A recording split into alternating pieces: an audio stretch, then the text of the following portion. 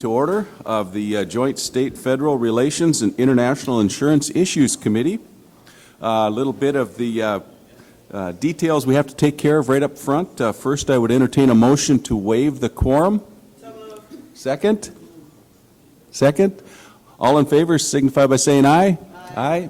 Opposed? Motion passes. The second item of work we need to take care of is approving the July 14th, 2022 committee meeting minutes. So I would entertain a motion on that. We have a motion. Is there a second? Second. All in favor signify by saying aye. Aye. Opposed? Motion passes. Thank you. Okay, this morning before us we have got 3 presentations, and then we will finish up by considering the readoption of 2 of the model laws that are at the end of our list here. So let's get going with our presentations here first. The first presentation is on the National 988 Suicide and Crisis Prevention Lifeline. And with us we have Stephanie Pasternak and the Honorable Charles Curry. And Stephanie, are you going to start us off this morning? That'll be Charlie. Okay. Welcome, and go ahead. Thank you. Thank you very much. And we appreciate very much being here. My name is Charles Curry. You want to pull the mic just a little closer to you. They're kind of a directional mic. That's perfect. So we'll probably go back and forth between each other. Okay, yep. There we go. Is that better? That's good. Thank you. My name is Charles Curry, and pleased to be here today. My background, real quickly, is I was Deputy Secretary for Mental Health and Substance Abuse Services in Pennsylvania for Governor Ridge from 95 to 2001, and then I was appointed by President Bush and confirmed by the Senate to be Administrator of SAMHSA, the Substance Abuse Mental Health Services Administration within HHS from 01 to 06. And very pleased to be here today presenting on 988, and I'll be giving a little background on that, some context. But let Stephanie introduce herself from the National Alliance on Mental Illness. Yeah, thanks so much. Good morning. I'm really excited to be with you here to talk about all things 988. So I'm Steph Pasternak, Director of State Affairs at the National Alliance on Mental Illness, better known as NAMI. Our mission is to build better lives for people affected by mental illness. So we represent people living with mental health conditions and their family members. I've been with NAMI for about 3 years now, and our areas of focus are raising public awareness, education, support, and advocacy around mental health. And I'm joining you from our national office, but I really must give credit to the heart of NAMI, which is our grassroots network of 600 local offices and our 49 state organizations who offer programs free of charge in their local communities. I also might add that in the capacities I mentioned earlier and throughout my 43-year career, I've had the opportunity to work with NAMI, both at the local level as a provider, at the state level and federal level. And they are a tremendous resource for public policy issues, for knowing evidence-based practices, knowing the latest in behavioral health. So you'll have some resources at the end of this presentation. Also, I might mention I currently am with the Curie Group, a group I formed 16 years ago, consulting group, and I'm here today on behalf working with Elevance as well. Great. Go ahead. Oh, can our slides be pulled up? Yeah. We're going to begin the presentation today talking about just, what is 988, the new mental health crisis emergency number. And in considering it, 988 really is the culmination of efforts on the part of suicide prevention advocates over the past 2 decades. Suicide prevention really came into the forefront of public policy considerations during my tenure at SAMHSA with the publication of President Bush's New Freedom Commission on Mental Health. And that commission examined the mental health service delivery system and for the first time identified suicide prevention and suicide as a public health issue that needed to be addressed in some sort of formal way. And out of that, and I'd refer you to look at that report, a model that the Air Force had implemented in how to prevent suicide, as their numbers were very high in terms of suicide in the 1990s, and they were able to implement a program around education, around involving people at all levels in the Air Force, families as well, and really brought the suicide rate down. And many of those principles in that program are in that report and also inform suicide prevention today. In 2005, we made suicide prevention at SAMHSA one of the specific stated priorities.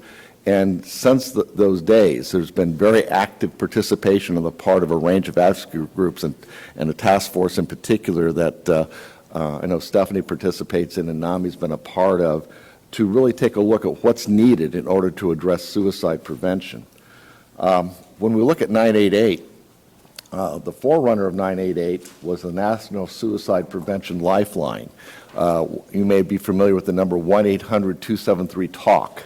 That was the number that's been highlighted through the years, that if someone is suicidal, if someone is considering or in the midst of a mental health or substance use crisis, to call that number. What's interesting, as I flew into New Orleans today, I'm reminded that we implemented that hotline in 2005, and the first test of that hotline was Katrina in New Orleans. And again, I made many visits to New Orleans during that period of time, and kind of had flashbacks this time coming back, thinking about, we're actually talking about the origins of the hotline and how Katrina was really the first test of that, and today we see 988. But after 2 decades of work, one of the major pillars that the suicide prevention advocates and public policy officials felt would set the stage to address suicide prevention in a real way is to implement 988, a 3-digit universal dialing code, knowing that it would be much easier to dial 988 than to memorize the number. And it offers the promise, the beginning and the promise of a new response at the local level in every state. But it's really an entry point. There's really much more to do. It's an opportunity to reimagine the crisis services system, and that's going to be a focus of our conversation today, is what needs to be in that system. What does our current crisis response look like? Well, because of the lack of available mental health resources and the increased demand around mental health right now and substance use, communities are facing more and more challenges. And again, 988 was not created to address necessarily like the COVID challenges we're seeing now, but it's actually very timely. As we take a look currently, 2 million times each year, people with mental illness are booked into the nation's jail. Again, can that be avoided if we have another crisis response system? 100,000 people die, of course, of drug overdoses, unfortunately, in a 12-month period. And each year, annually, currently, there's between 45 to 50,000 suicides each year in our country. I want to contrast that with the time I was at SAMHSA. The numbers were 28,000 to 32,000 during that 5-year period. It averaged right around 30,000 a year back in the early 2000s. Today, 45 to 50,000. What contributes to that? Part of that's the returning veterans have contributed significantly to that rate. Also, I do believe we are reporting it more accurately because we've made that part of the public policy approach to assure that local jurisdictions are reporting it accurately and we're getting an accurate count. But unfortunately, the rate continues to go up. Also, with COVID, lately, the data has been telling us 1 out of 3 Americans are experiencing a mental health issue. Contrast that with during my time at SAMHSA, for decades, it's been 1 out of 5 Americans have mental health issues. But again, we've seen that increase over the last year or two, and COVID has contributed to that.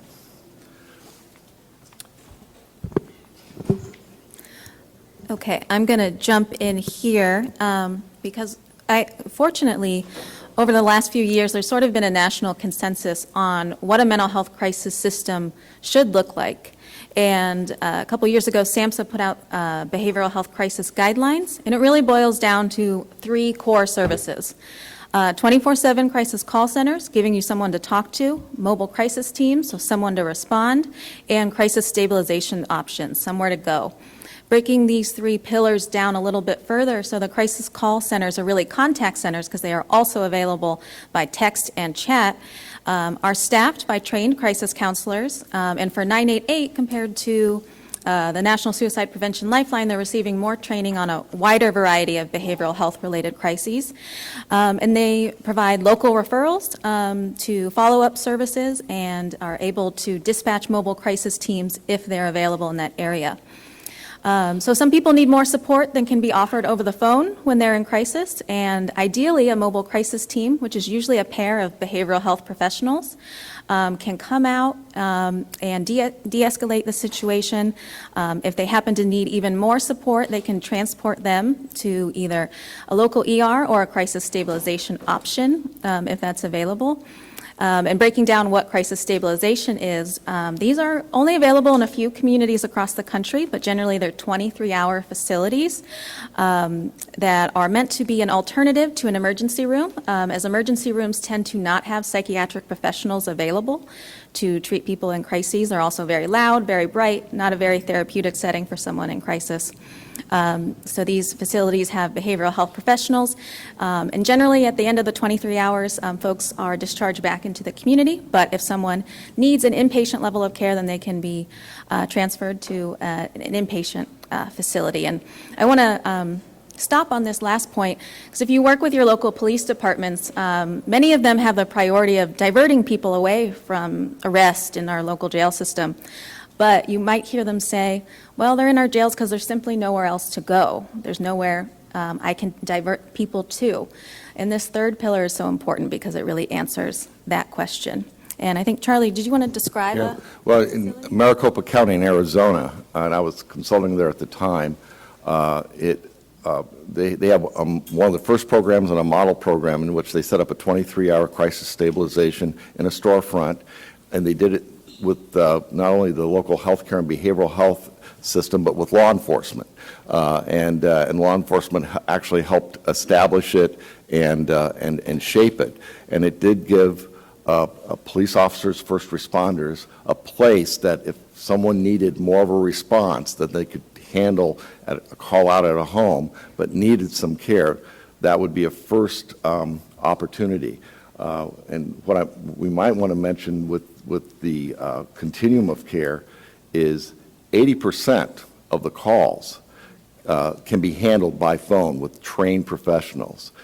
So that's another reason 988 having the appropriate expertise in place locally, it does take that burden right off of 911 immediately. And obviously 911 has its own response, but 80% can be handled typically, and we've seen that consistently through the years by phone. On the crisis mobile, again, you could resolve 70% there, as you can see from this figure. And then I'll have Stephanie describe the rest of the continuum. Yeah, just so you know what you're looking at here. So this is what it looks like when a local community actually implements the full continuum of care. This is a graphic representation of what's available in Tucson, Arizona. Arizona is doing a lot of amazing things in crisis care. I won't break down everything here, but as Charlie said, as you can see, when people call in, 80% of those calls are resolved over the phone. For the percent of calls that do need a mobile crisis team option, though 70% of those are resolved in the field without going to any further facility. And then for most people that end up at a crisis stabilization facility, the vast majority can be discharged back into the community, avoiding any inpatient care stays, and that saves hospital funds. That also saves money to our justice system. And you see 911 and law enforcement up at the top there. These systems have to have close partnerships to work well. And in Tucson, the police officers can actually drop someone off at a local crisis stabilization facility and in 10 minutes get that person seen by a provider instead of hours waiting in an ER with someone to be admitted. The federal action to create 988, thank you, was from the National Suicide Hotline Designation Act, which was passed and signed into law September of 2020. And it did create the 3-digit number for mental health crises and suicide to be that universal telephone number available everywhere in the country again, similar to 9/11 in terms of the concept. Again, the goal also was to reimagine, as we've been talking about that continuum of care. What does a crisis system look like? What does the continuum look like that a community needs? And base that on the data, the experience we have thus far in terms of what would be anticipated in that structure. Yeah, and I will just add that there was a funding option made available in the National Suicide Hotline Designation Act, really looking at how 911 is funded today, which, if you don't know, you pay a small monthly fee on your phone bill. Usually the national average is about $1 a month, and this act made clear that if states wanted to fund 988 in a similar way, that they have the ability to do that, and that can cover costs associated with the 3 pillars of crisis care. I also might mention money has been made available from the federal government to states in order to implement 988. With the Omnibus Act of 2020, with ARPA, there was a total of about $282 million available to states. And then there's also, there was $35 million in the SAMHSA block grant that was made available to states, as well as there have been waivers with CMS to be able to pay for crisis intervention. So encourage you to consider, how is your state using those resources? Are they maximizing them, and are they being used to help build that continuum of care? Yeah, and I'll go through this really quickly just to explain how does 988 actually work in practicality. So someone calls or texts 988, and what happens is they hear an automated message that says if they're a veteran, they can press 1 and be connected to the Veterans Crisis Line, and that's actually administered separately by the VA. Or they can press 2 if they are a Spanish speaker, if they'd like to be connected to a Spanish subnetwork. If they press neither of those automated options, they are routed based on their area code to their nearest local call center. And if a certain amount of time passes and that local center does not pick up, there are a series of national backup centers run by Vibrant Emotional Health that will pick up those calls, generally after 2 minutes if no one has picked up locally. And the system is designed that way so that if a local call center is overwhelmed at a certain moment and simply can't pick up a call, that there is a way to get them a response no matter what. And the reason that's so important is in 2020, before the implementation of 988 on the suicide hotline that was in place, it was documented by the New York Times, 17% of calls were abandoned. And this is something that 988, we want to make sure is addressed in states, because the last thing you want are individuals calling in because they're in a suicidal crisis or a mental health crisis, and they're put on hold. You don't want that to happen, and so the backup system's been very important. I also might mention that Beacon Health, working with Vibrant Emotional Health and Beacon's division of Elevance, is backing up the text function of that as well. Just really quickly, other things that are expected to change with 988. It's an easier to remember number. Vibrant is estimating that in year 1, for reference, 988 officially launched in July, that they will have a doubling of contacts. And they have started to release actual monthly data, and the data for August of this year compared to August of last year, when only the 10-digit number was available, they noticed a 45% increase in contacts. Yes, they did anticipate that if you build it, they will come, and that's exactly it's being borne out here. The other thing that we want to examine is there how much diversion from 911 is happening in 988. I think that's another important metric to examine. So when 988 launched this July, you might have seen a local headline, something like, "The new 911 for mental health is here," and it's 988. There are some similarities, but I wanted to be clear that there's really major differences between these two emergency lines. With 911, the goal is really for the operator to collect enough information to figure out which service they need to dispatch to your location. Fire, police, EMS, a mixture of all those. 988's a little different. The call itself is an intervention. The call is picked up by a trained crisis counselor, and their goal is to use the least restrictive, least invasive response possible. So as we said, Somewhere between 80 and 98% of crises can be actually resolved over the phone, and it's fairly rare that they actually need to dispatch a service. But we know that people are still going to call 911 when they're in emergency. That's the number they know. So there's going to need to be standard operating procedures about transferring calls back and forth between 911 and 988. And when you think about it for a moment, 911's called, what usually happens? They send out ambulance, they send out perhaps fire, police, they send all those resources out. Again, if 80% can be resolved over the phone without having that, we're hopeful that 988 will certainly streamline things and also ultimately not only save lives, most importantly, but also be cost-effective overall. So what happened on July 16th? That was part of the law that it would be implemented on July 16th when they flipped the switch, so to speak. Effective July 16th, and this is in place right now, everyone can text or call or chat on 988 no matter where they live. Their call will be directed to the 988 Suicide and Crisis Lifeline Network, which again came out of 1-800-273-TALK.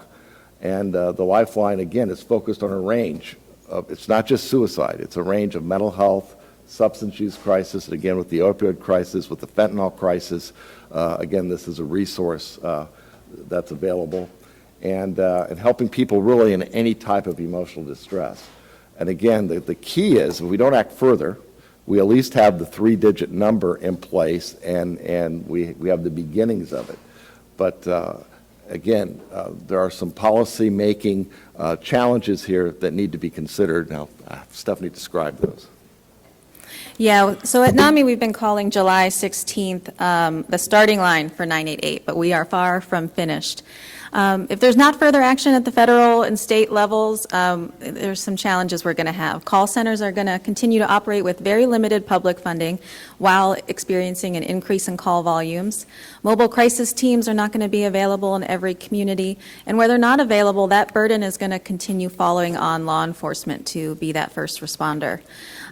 Crisis stabilization options are only available in a few communities. If we don't build those out further, we're going to continue to see the cycling that we know happens in the ERs and jails with no other options to turn to. And also 988, it'll be a national number, but there's going to be a wide variation in the quality of that response, community to community.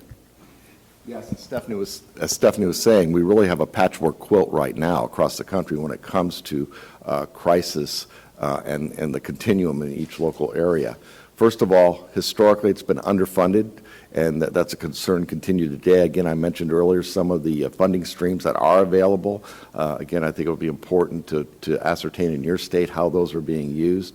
There's mobile crisis teams only in certain areas of the country and very limited availability. In fact, I think you're probably all familiar right now, the emergency room boarding crisis that's occurring, and where literally you have people who have a mental health crisis going to emergency rooms in certain parts of the country. Seems to be a real spike among teenagers and young women, but they're sometimes boarded in the emergency room for days, if I've even heard as long as a week at a time, and again with no place to go. So again, the need is great there. Okay, and I know we're running short on time, so I'll try to get through our final set of slides as quickly as possible. States' role here, and what NAMI and our partners in the mental health and really a cross-section of advocacy organizations have been pushing for, is for states to pass legislation that implements an infrastructure to support the new 988 line and those related crisis services. The key points that state legislation should hit on is identifying dedicated funding mechanisms, such as those, and funding mechanisms that are sustainable. And the monthly fees can certainly be a piece of the puzzle here. Define the requirements for 988 crisis services. What kind of training are people going to be required to receive to work in this system? Look at additional resources, such as state general revenue funds and insurance coverage. And then importantly, create oversight, coordination, and public reporting of 988 to ensure smooth implementation. I won't go through this, but I'll just make folks aware that NAMI's live tracking 988 legislation. And I'm sorry that link doesn't show up very well, but it's reimaginecrisis.org/map if you want to see where your state is at with passing the model bill and other measures as well. Just giving you a sense of what's happened so far in state legislation. So 7 states have created a permanent 988 advisory body. 5 states have enacted those telecommunications fees that we've just mentioned. California, most recent to do so with AB 988. And you'll notice throughout the 5 states that have them, those fees are pretty low, especially in comparison to 911 fees. In California, it's going to start at 8 cents for a couple years, and then we'll be capped at 30 cents moving forward. 30 states have passed appropriations for at least one of the core crisis services. Another interim measure states are looking at is to do sort of a study of what's the state of play in crisis care in their state now, where are their gaps. Let's put a task force together to make financing recommendations. And 3 states have passed 988 legislation that strengthens commercial insurance coverage of crisis care. Additionally, things that our states are grappling with outside of legislation. I think I've mentioned most of this, but I will say they're also trying to develop a culturally competent, diverse workforce so that the call takers can respond to people from a variety of backgrounds and that they're also reflective of the communities that they are serving. Yeah, I think it would also be appropriate if you would request, if you'd like to request a briefing of your state officials, either in the Mental Health Authority or in CMS, whoever's managing this in the public health, and ask them about their sustainability plans. You know, what are their thoughts? What are they looking at? How, again, going back to using the funding. Also, what are the overall plans they have in place for 988 implementation and the crisis continuum of care? Yeah, and I'll just breeze through this slide. The bottom line here is that states are really going to need to braid different funding sources together to make 988 fully work, and that's going to, of course, include insurance coverage. At NAMI, we've been also assessing the public opinion of mental health crisis care, and probably doesn't surprise you to learn that the American public is not very happy with the state of behavioral health crisis care.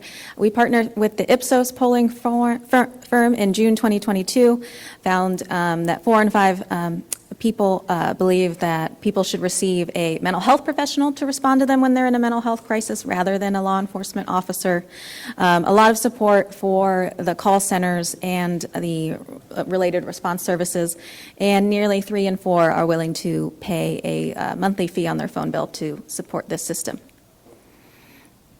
And so these are the top areas of concern for 988 moving forward: the overall availability, capacity, determining those long-term funding streams, how insurance coverage is going to play into this, and workforce, because you can fund programs as much as you want, but if you don't have the people to implement, you're going to have a challenge, and we certainly have a workforce shortage.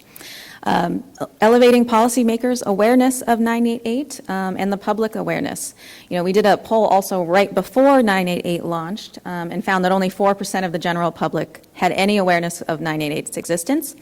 In our more recent poll in October, we found that is up to 44%, but everyone can benefit from this, so we certainly want a wider public awareness. And just finally, to wrap up, some tips on how to get involved. I know Charlie just went over a few, but just in short, find out who's in charge of 988 planning in your state. Is there one of those task force or advisory bodies that's been set up already? Is it your state mental health agency that's taking the lead, or your state public health agency, or are there a few agencies co-leading? And importantly within that, is there a financing or insurance work group that you could send representatives to? Is there a separate advocacy coalition in place? A lot of times those are run by state NAMI organizations. And just in general, is your state agency that's responsible for Medicaid coverage and commercial insurance regulation at those 988 planning and implementation tables? And here, some of my links aren't showing up great, but they will show up great online, I promise. You can visit our 988 hub at reimaginecrisis.org for more information and our state map. We also have a short explainer video. And again, the link isn't showing up great, but I have also linked to where you can find your state's 988 data. And with that, we're happy to take questions. Okay, thank you very much, Stephanie and Charles, for your presentation here. And if we do have Assemblyman Hunter? Assemblywoman Hunter. I get that correct. Sorry. It's okay. Worse. So I just have a couple comments, actually, and questions. And I absolutely agree that we are in crisis for many reasons, but this is some of my thoughts, and I've been thinking about this a lot lately. So 988, I'm thinking it's like the treatment to the problem, but how are we really taking care of the underlying issues that are really affecting our people across the country? And not wanting to take anything away from, something acute, like I need to call 911 now to take care of the problem. I need to call 988 now to take care of the problem. But it appears that why are people in crisis to the point that we spend lots of money on this, and it just doesn't seem like we're really tackling the problem of the underlying issues to get to the point of not needing this. And it's getting worse, it's not getting better. So that's kind of just like my thought, and I don't expect you to really have the whole answer. But if we don't ever take time to really get to the underlying issues of why people are in crisis, we're going to be, in my state house and across the country, are going to keep asking the feds. Not-for-profits are still going to keep asking us, to fund the program that are so desperate in the community without really taking care of the underlying issues.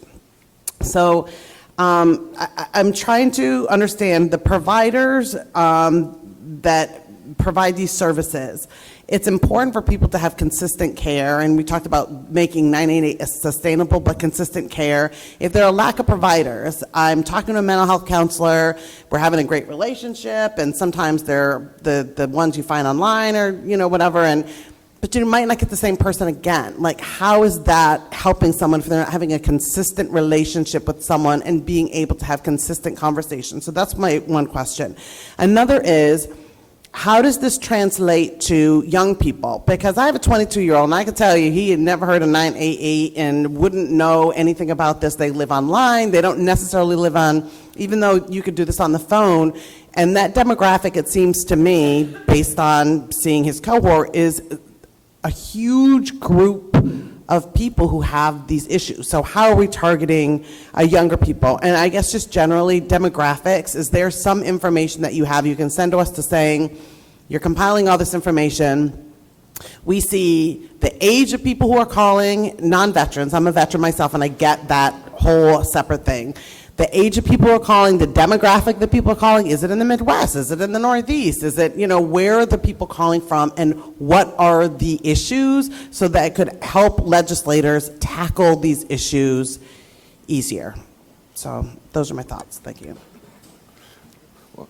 I may talk a little bit about, when you talk about the underlying problems, I think it's important to take a look at both mental health and health care in general. It would be important to begin integrating at the service level behavioral health into primary care, into pediatric care. There are screenings. We see that if you screen and identify early, you can prevent exacerbation of mental health issues. And this many times can be picked up, again, in those other medical settings where you don't necessarily have behavioral health capacity. So that would be, I think, one consideration is where can you begin to integrate behavioral health capacity, not only in terms of assessment, but then a clear pathway to needed initial treatment in order to, just as a piece. I hear what you're saying, and I definitely do not want to be argumentative about this at all. But if you look at trauma in communities and you're looking at where people are, if someone is homeless or indigent, your primary care provider is not taking enough time to figure out, do you have a stable place to live? Do you have enough food? I know how my son acts when he's hungry, and exacerbate, create that going forward. And I just think it's broken. It is broken, and our young people, they're just dying. I think you're exactly right. Again, I think it's only a piece of the issue to begin to reach out in those integrated settings. I think also all of our systems in health and human services, and today we have a great deal of knowledge on trauma-informed care. And I think we need to be thinking in terms of people are in trauma. And again, there's a lot of guidance on how you begin to assure all the systems that are touching people are trauma-informed. And I think that's also a beginning point to look at. Yeah, and I'll just add, we were here to focus just on the crisis care of the broader continuum, but We certainly hope that if people do come in contact with the crisis system, that that's their first and last time doing so. And that's going to take a more build out of outpatient services. You know, I know crisis stabilization facilities, where they are, do try to take care of some of those basic needs in addition to mental health care. If someone's hungry, they get food. If they need a shower, they get a shower there. That longer, and also, you know, helping, again, if they need housing, getting connected to those right services that do address some of those underlying issues. And just wanted to touch on, too, your question about are we tracking demographics of who's calling? And SAMHSA is, that's publicly available on their website. But also states can go even further in what they track. And please correct me if I'm wrong, but I believe you're from New York? Oh, okay. New York's law actually, in my opinion, went further than any state's 988 law thus far to name a number of reporting metrics about who's coming in contact with mobile crisis teams, you know, their race, ethnicity, if they identify as LGBTQ+, and then what are the outcomes of those calls? Where are they being transferred to law enforcement? We certainly want to know that. Are they going to the hospital? Are they going to some other crisis care option? And that's supposed to be reported publicly monthly, but I'm failing to remember the start date of that, but that's in state law. I also might mention, when we could look at resources to address the types of issues you've described, one thing we did not mention is over the course of this year, next year, I think there's been close to $500 million allocated to certified community-based behavioral health centers, and that's available to the states. Again, we're going to have workforce challenges regardless of how much money is coming into the system, but states need to examine how are those dollars being used to establish capacity for behavioral health in communities, especially communities that do not have the capacity right now, and that was one of the purposes of CBHCs. Yeah, and sorry to keep belaboring the point, but to jump on that of the CCBHCs, you know, I think what you're describing of people, you know, they see one doctor and then the next week they see someone else, and how are they supposed to have quality care if that's their experience? CCBHCs are meant to help address some of these issues that are in the public mental health system. They receive a much more sustainable payment rate than traditional community mental health centers have received, and early results show that they've been able to hire more people, offer more services, and retain that staff too to offer a higher quality of care.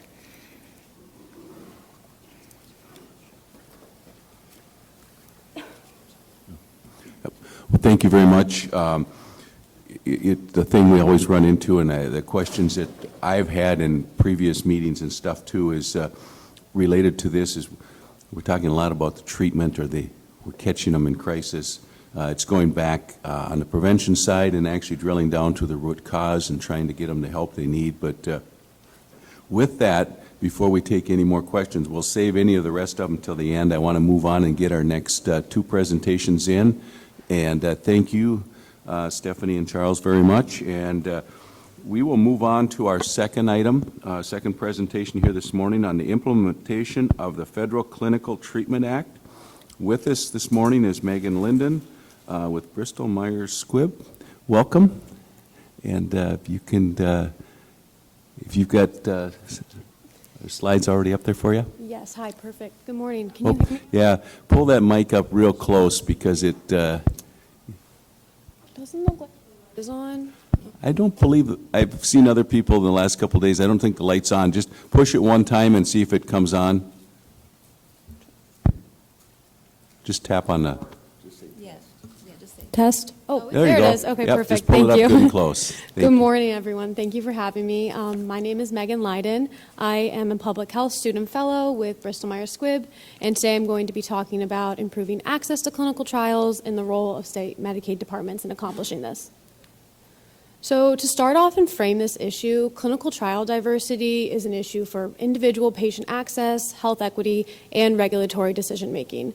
Right now, U.S. clinical trials are not very representative of U.S. demographics as a whole or patient populations. And this is especially a problem among racially and ethnically diverse communities, as well as patients with disabilities who are severely underrepresented in clinical trials. And this has long-term ramifications on the safety and efficacy information of the products that are being tested in clinical trials. When we test a product, we want to make sure that the The patients who are being tested in those trials are representative of those who are eventually going to be using the drug or therapy after it's approved and prescribed by their physician.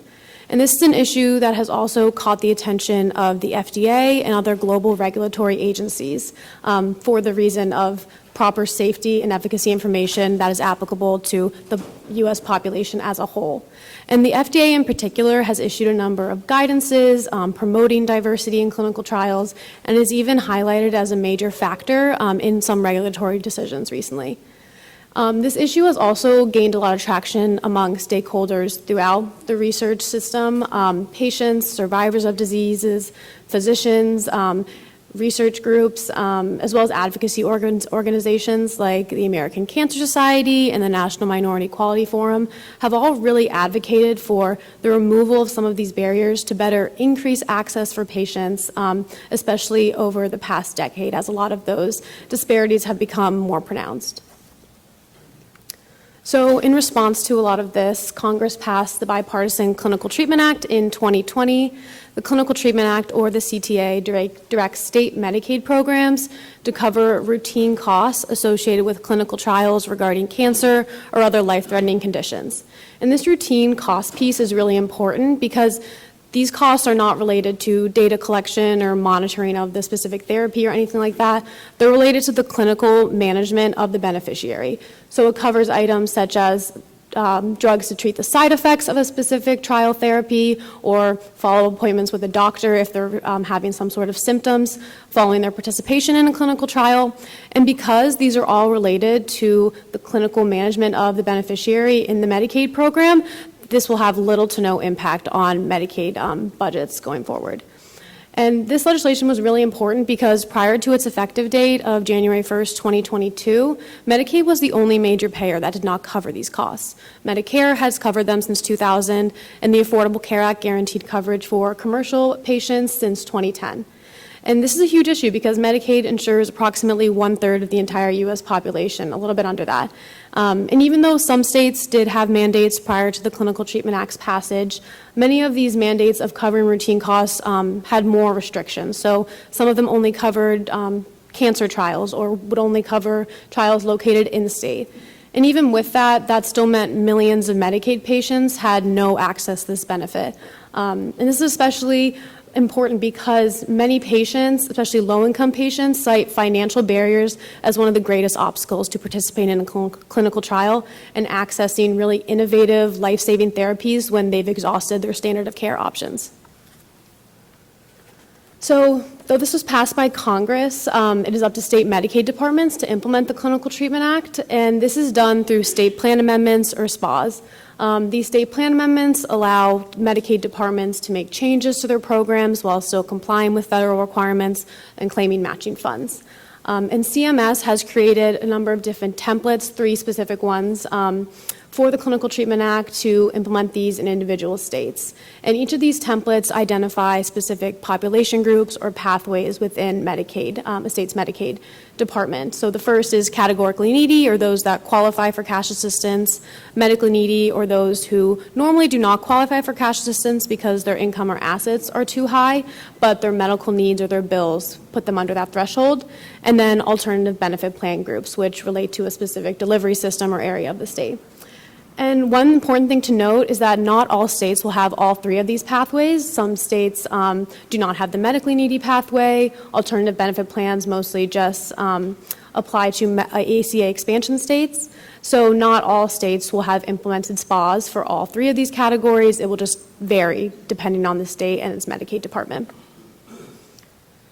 So as of yesterday, this is the patchwork of state plan amendment implementation across the country. As you can see, states have made a really important first step forward in implementing these SPAs, getting them on the books for the Medicaid patients in each of the states.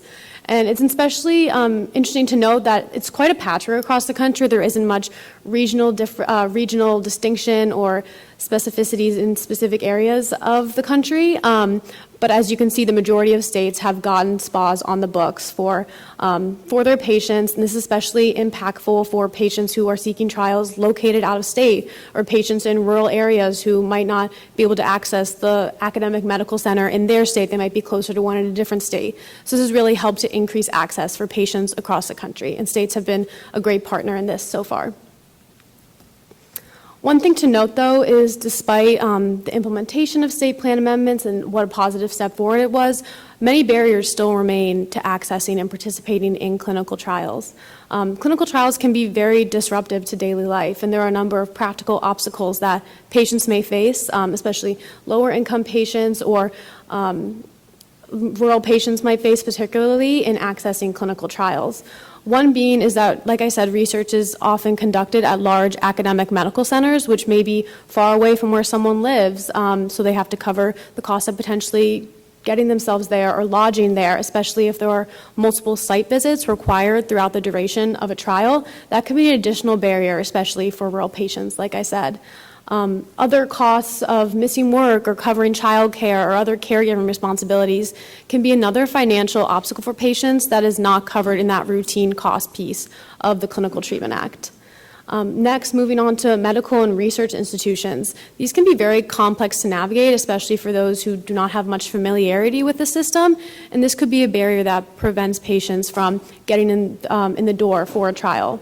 There could also be low trust in pharma or medical research or different levels of health literacy that impact how a patient understands clinical trials, the results, and their benefits that they could potentially get from participating in a trial.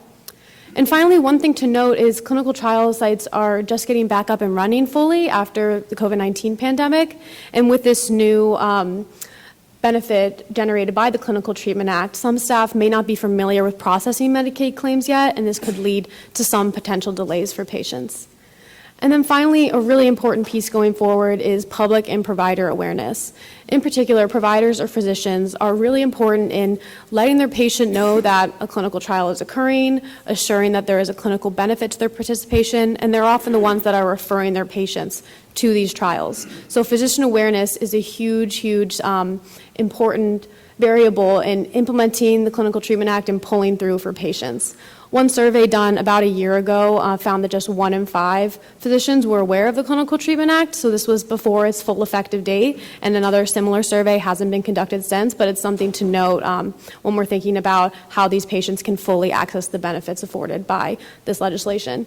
And finally, public awareness of the Clinical Treatment Act is really important because, especially for patients with cancer or other life-threatening conditions, if they've exhausted their standard of care options, it's really important that they can benefit from innovative therapies as quickly as possible. So knowing about these trials, knowing that they have the coverage of routine costs is really important and is a really great opportunity for state legislators, other people throughout the medical system to be partners in raising awareness through social media, newsletters, town halls, just to make sure that patients and their loved ones are aware of this benefit for whenever they do need it.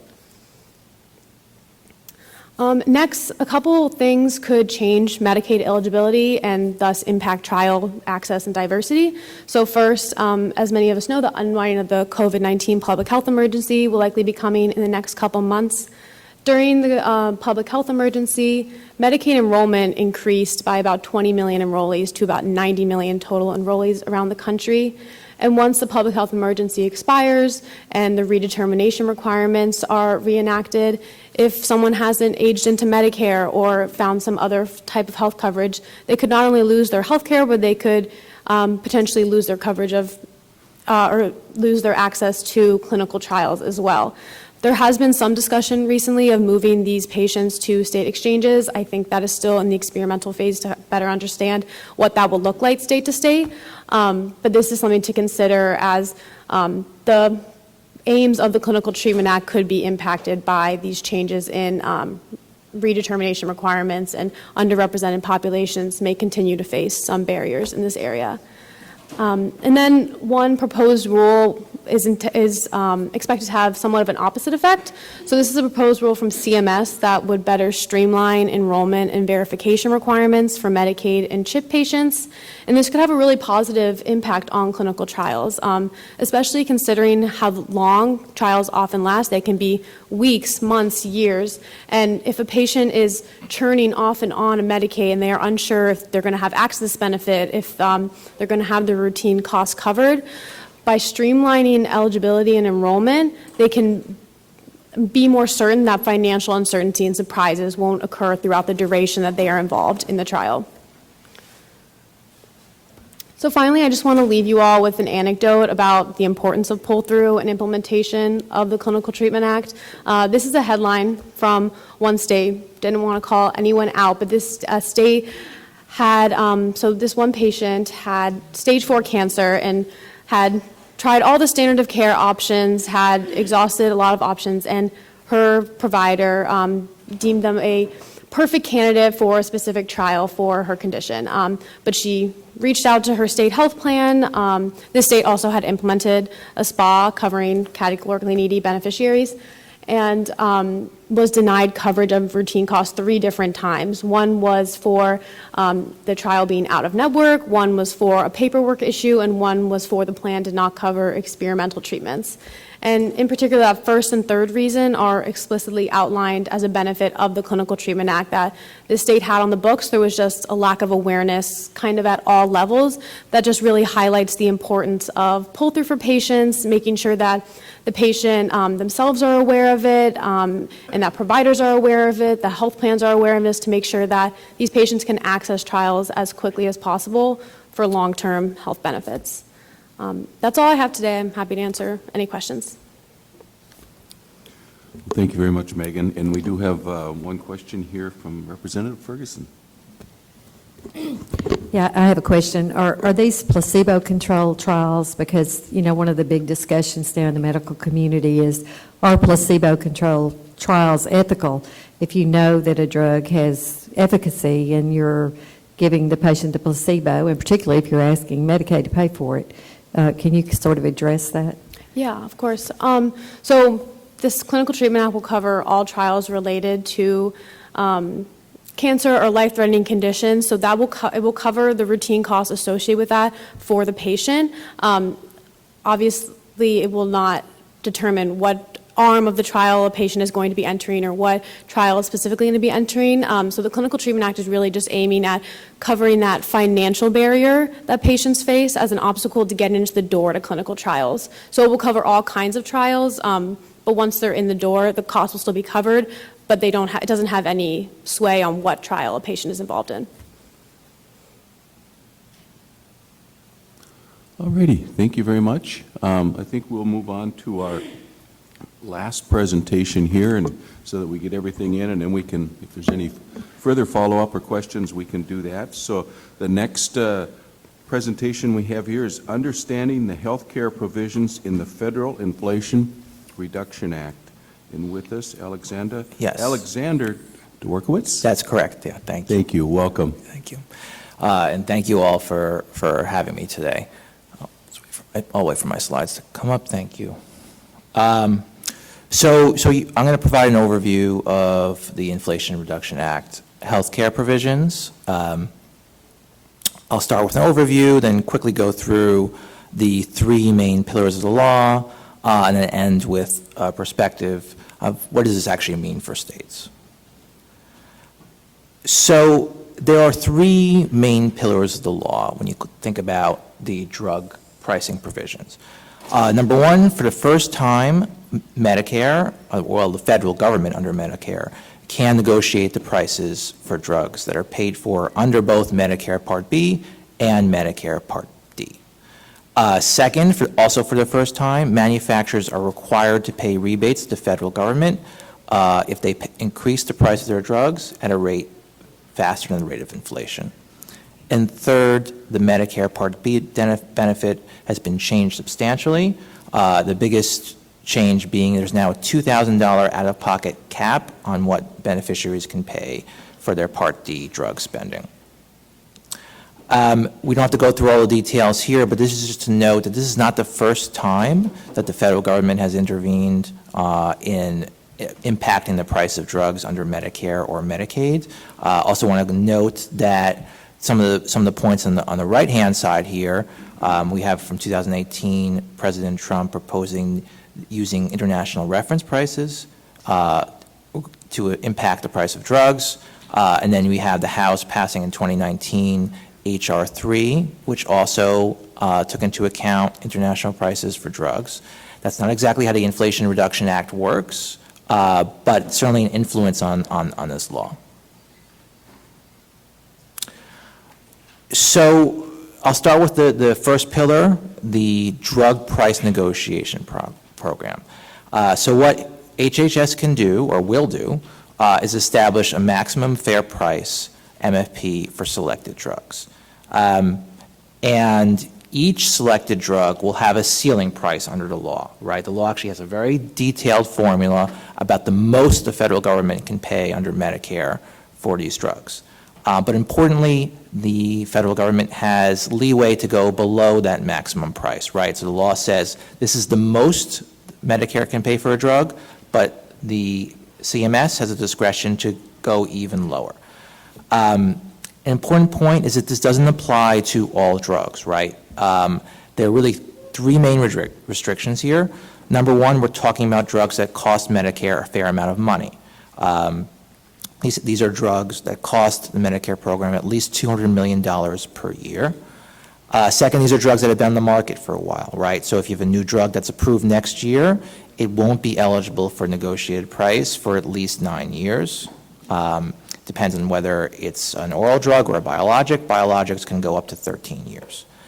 And third, these are about drugs that do not have competition, right? These are drugs that do not have an available generic or available biosimilar. And finally, well, two other points on this slide. The maximum fair price will kick in on the Part D side in 2026 for a few numbers of drugs, and on the Part B side in 2028. And also note, even though we're talking about this as Medicare negotiation, it actually is a Medicaid negotiation too, right? Because of the way the law was drafted, the negotiated price impacts the Medicaid best price. So for any of you who are familiar about how Medicaid drug payments work, that essentially means that Medicaid has to get the lowest available price on the market, subject to certain exceptions. So if the federal government negotiates a lower price for a drug under Medicare, Medicaid programs get the benefit of that low price. And it works the same way with the 340B program. There's a lot here, so we don't have to go through all these, but just note there's a detailed process in the law that talks about how the government has to go about picking which drugs are subject to negotiation. Same here, there's a long timeline.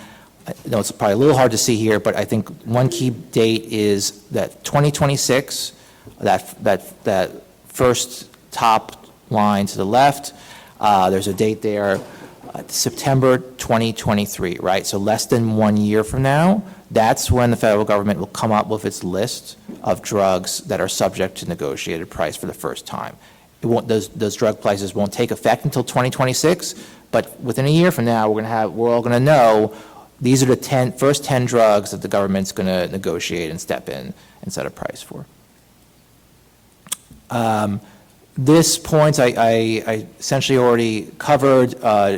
Again, the key here is that if there's a marketed generic or a marketed biosimilar that competes with the brand drug in question, that brand drug is not going to be subject to a negotiated price. So that creates a little sort of different dynamics, right? Not what we're used to, because there's actually a bit of an incentive now, if you're a brand manufacturer, that you want a generic to compete with you, right? Because if you have a generic competing with you, you're free from this program. So it's going to be interesting to see how this all plays out. Inflation rebates is the next pillar I mentioned. There's a lot of details here, but just fundamentally it's a simple concept. The idea is that if you, as a manufacturer, increase the price of your drug at the rate faster than inflation, you have to pay back to the federal government the difference of that increase, right? So say your drug's $100, inflation is 5%, so you're allowed to increase it up to $105 without any penalty. But if you go up to 110, you're now overcharging by $5, and you have to pay the government back that extra $5, right? So you're not making any money off that additional increase. This is based on the Medicaid drug rebate program, which has been around since 1990. So there are a lot of similarities between how the Medicaid rebates work and the new Medicare Part B and Part D rebates will work. But a couple important differences I want to point out is that in that first line, generally Part B and Part D will not impose rebates for generics and biosimilars. Under Medicaid, there is no such escape hatch. And also, that line about whether rebates are owed if there is no price increase, yes, there's no rebates are owed, right? If the manufacturer does not increase the price of a drug at all, there will be no rebates under Medicare at all. But under Medicaid, there will be rebates, right? For brands, for most brands at least, the minimum rebate is 23.1% of what's called the average manufacturer price. Part D redesign is the third major pillar. I think this chart, to the extent you can see it, really gets at the key differences here. To the left is the current benefit of how things look under Part D, and the right is what it's going to look like in 2025. The deductible is the same, about $500 will be increased for inflation. And then there's not too much of a difference under the next phase, that coverage phase, right? The beneficiary has to pay 25%, and that's going to remain the same. There's a bit of a difference in the manufacturers have to kick in 10% for coverage of the drugs in that coverage phase, but that's going to look pretty similar. It's the top that looks really different, right? So we're getting rid of the coverage gap phase entirely, and then you look at the top.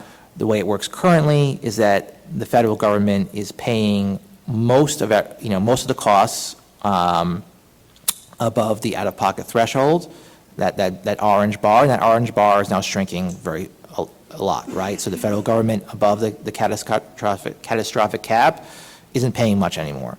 Instead, that's being shifted to the plans, right? And to some extent, the manufacturers.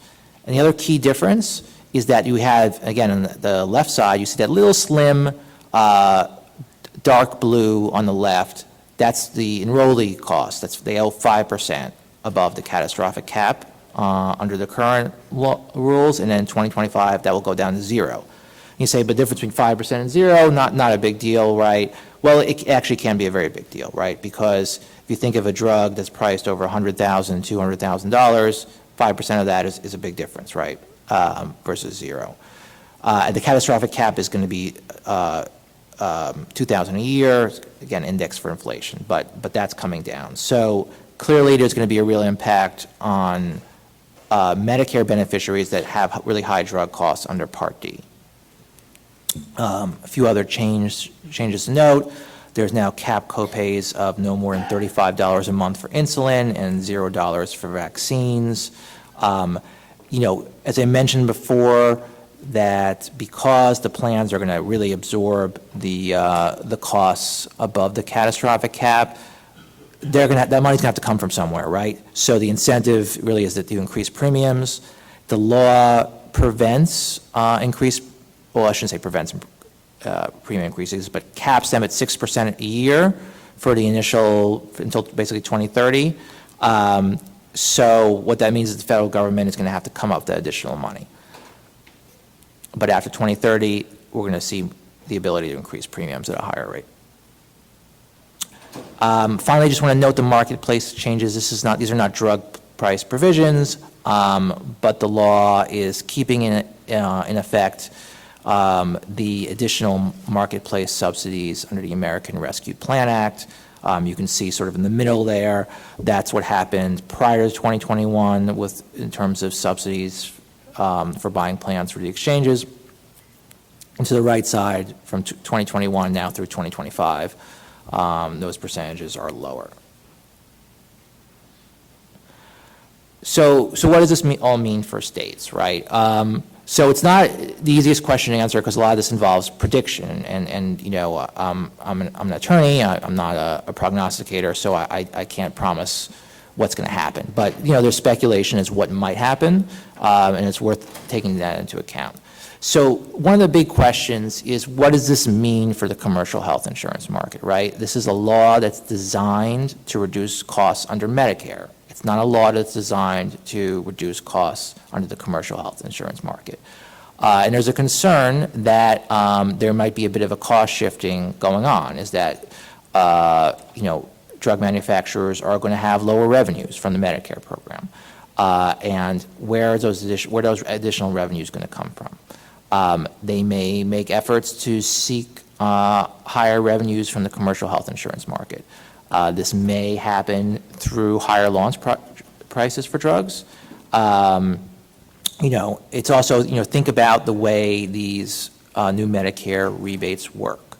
The manufacturer is only paying rebates to the government for Medicare units, right? So if you imagine you have a drug, say 80% of it is sold in the commercial market and 20% is sold to Medicare enrollees, or say Medicare and Medicaid, right? So it's a drug that's generally used in the commercial health insurance market, not Medicare and Medicaid. You know, think about what that means for a manufacturer. You may say, well, we can still increase the price of our drug. We won't get any additional revenues on the Medicare and Medicaid side, but we will get additional revenues on the commercial side, and that's 80% of the business for this drug, so that's fine. So that's a potential for what may happen. I don't know if that's actually what's going to happen, but it's something that some have speculated could occur.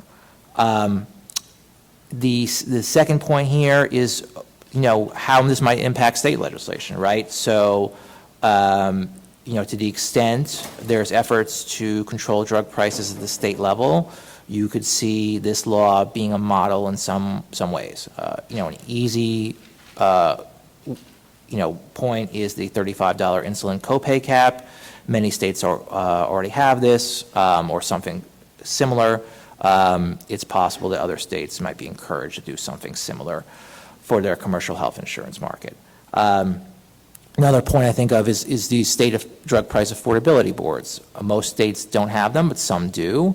And those boards are intended to reduce the price of drugs generally in the commercial market, right? And one of the challenges for those boards is understanding, you know, what, you know, if they're going to come up with a price that commercial health plans should not pay more than that price, you know, where's that number going to come from? They don't want to make it up out of thin air.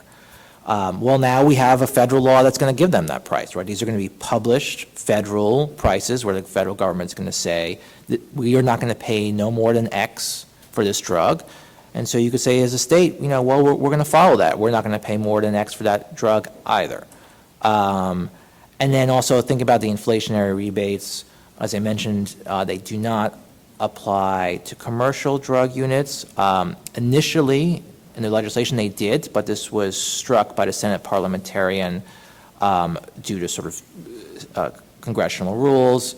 So you know, is there going to be an effort by states to try to address that by perhaps requiring inflationary rebates on the commercial side as well? And finally, the fact that the Medicaid public health emergency is going to come to an end soon, and we have these higher subsidies and the exchanges through 2025, perhaps that's going to lead to more of a shift to marketplace enrollment in the next few years. But anyway, that's what I have, and thank you again for all of your time, and happy to take questions. Well, thank you very much. As you go through all of that, the thought in the back of my mind is, when it comes to this healthcare and the costs that you're talking about, and some of it's being shifted, it's kind of like the balloon. When you squeeze it on one section, which we're going to reduce, who's picking up the balance? And I guess so with that, at this point, what do you envision the success of this, or what will be the result, or what do you think we'll see in 2, 3, 4, 5 years? Yeah, I mean, that's a very good question. It's hard to know exactly, right? I think there's one big question is this going to actually impact drug development, right? Are are there going to be fewer drugs brought to market due to the lack of anticipated returns from manufacturers? I don't know. I've heard good arguments on both sides. It may be not so much that overall drug development is impacted, but maybe certain niches are impacted because of certain incentives under the law. In terms of the cost shifting, it's certainly plausible there could be some cost shifting to the commercial market, but we'll see. It may be that this law, there's a version where this does result in lower costs in Medicare, and there's not a profound impact on the remainder of the market, but it's just hard to know that. Thank you. Any other questions or comments? Yes, Assemblywoman Hunter. Thank you. We had a conversation, I think it was last year, relative to 340B and the savings. And you're at Manat, so are you in New York? I am in New York, yeah. Okay, so you understand where we are with the 340B program and the savings. So my concern is, and I get the fact that the reduction, it needed to happen. It's too expensive. Several years ago, we had a panel with the actuarial folks were there, doctors were there, the insurance plan, and still we could never get to how is the pricing for drugs priced. Like, you have the people at the table and no one can say. And I get it. Shareholders, I get it. Yeah. But the savings that Medicare recipients are getting is important. You're talking about seniors, people with fixed income, people who are disabled. The 340B program, which gives savings, especially to federal qualified health centers, you see in New York what's happening, the state wants the savings back. Is the federal government then in turn going to supplant dollars to these places? And it's not just urban centers, but rural areas where healthcare is not accessible in order for programming. We have hospitals who are getting these 340B savings. They don't need it. Yeah. I get it. The last panel probably wouldn't agree with what I just said, but FUHC needs these savings. And if they're not getting that and the feds don't supplant it, they cannot deliver the services to the people who desperately need it. So I don't want that to go. It's very confusing. People don't understand 340B, but this is happening right now, and it will affect every single state who have FQHCs who are not watching this. So I don't know if Manat or whomever, but this is very concerning to me. And also, the middle can't absorb the increased costs because they're defraying costs from Medicare. That's important. Seniors shouldn't have to, but the middle shouldn't have to take care of that either. Right. And I think that needs to be watched in a way that the working poor cannot afford to have these increased costs and these high deductible plans. So I just wanted to put that out there. On the 340B point, yeah, I mean, it's, as you know, it's a very complicated program. There's some weird dynamics going on with this law on 340B because in theory, you could say if you're a 340B covered entity, if you're FQHC, I like this, right? Because the negotiated prices that Medicare gets pass on to me for those drugs, right? So you say, oh, that's great. The complication is that the savings are not supposed to go to the covered entity. Savings are supposed to go to the Medicare program. So even though I might be buying the drugs as an FQHC for a lower price, Medicare is going to come in and pay a lot less because the law is designed to capture those savings. So I may be getting actually less in terms of revenue for those particular drugs. And again, those are the only negotiated drugs, but yeah, so that dynamic is definitely at play here. All righty. Thank you very much to all of you this morning for joining us and presenting the three different topics that we had before us. We've sure appreciated it. And with that, members, I think we're going to jump into our final item on the agenda, and that is the consideration and readoption of a couple model laws before us. And the first one is the exhaustion of administrative remedies model legislation, which was originally adopted in November of 2002 and has been readopted 3 times since. And the second one is the producer compensation disclosure model amendment to the Producer Licensing Model Act in conjunction with the NCOIL Executive Committee, originally adopted in March of 2005 and has been readopted 2 times since. Are there any questions or discussions on either one of these? Or seeing none, I would entertain a motion to readopt. Okay, we have a motion to readopt, and we have a second. Second. All those in favor signify by saying aye. Aye. Opposed? Motion passes. Thank you. And the last item we have for today, is there any other business to come before this committee? Seeing none, I would entertain a motion to adjourn. We have a motion and a second. All those in favor signify by saying aye. Aye. Opposed? We are adjourned. Thank you very much.